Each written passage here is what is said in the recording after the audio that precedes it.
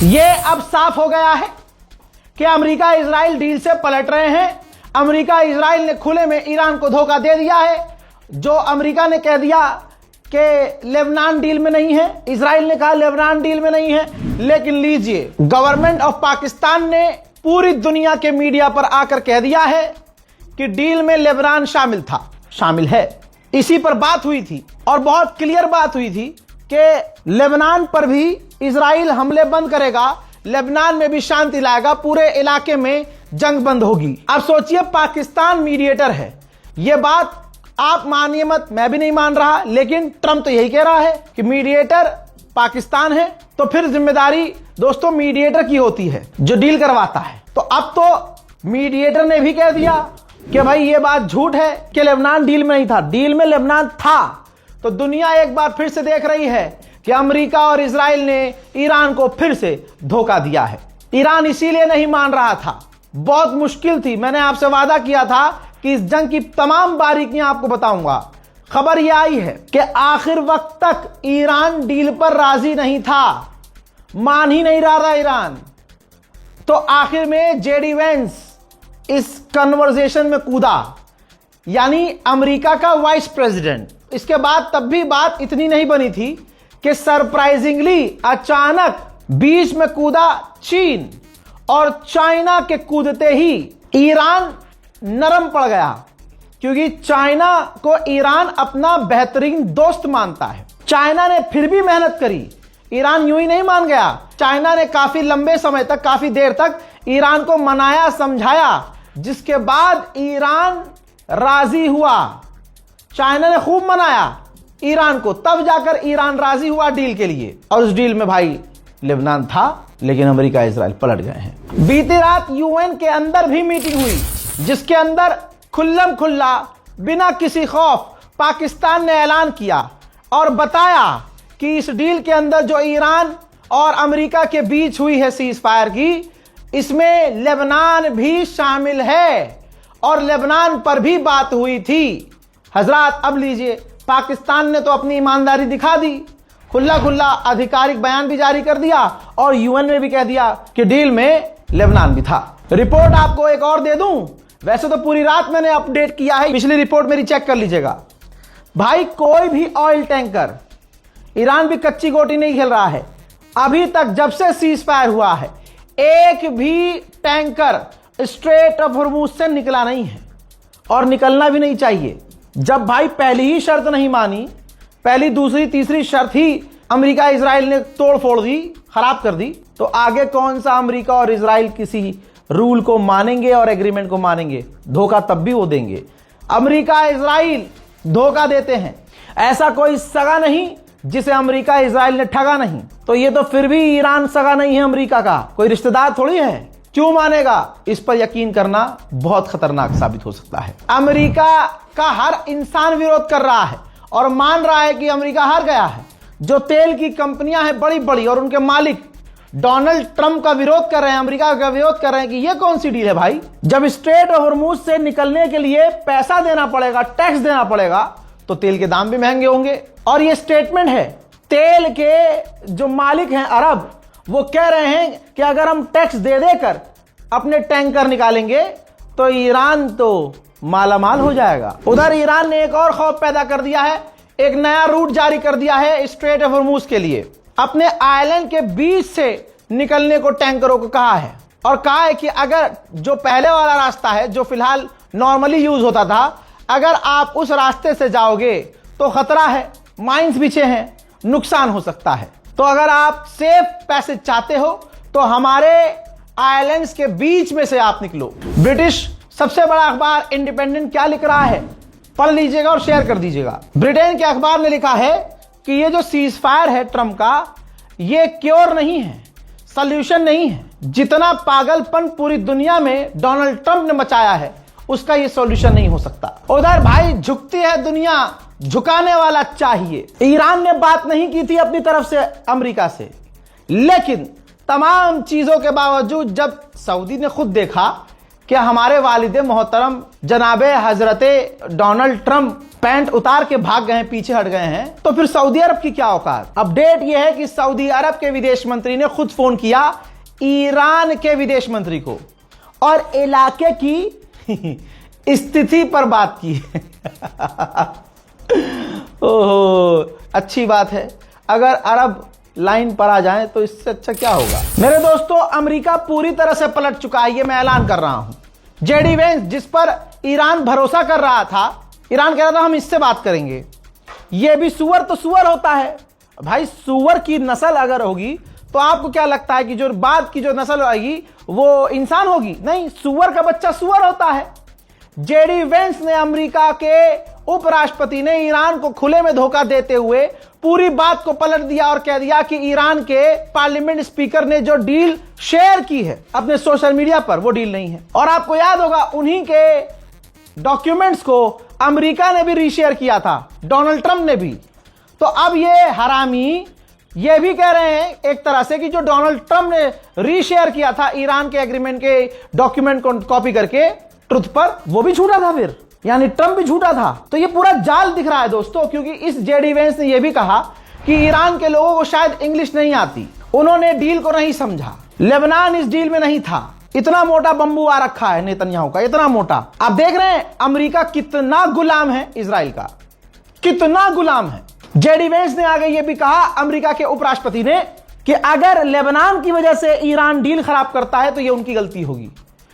मैं फिर से कह रहा हूं, अगर ईरान के ऑफिशियल तक मेरी बात पहुंच रही है, आप अपनी साइड से यह डील खत्म कीजिए, सीज फायर खत्म कीजिए, अल्लाह आपको हिम्मत दे, और अब किसी के मत सुनिएगा, शुरू हो जाइए अल्लाह का नाम लेके।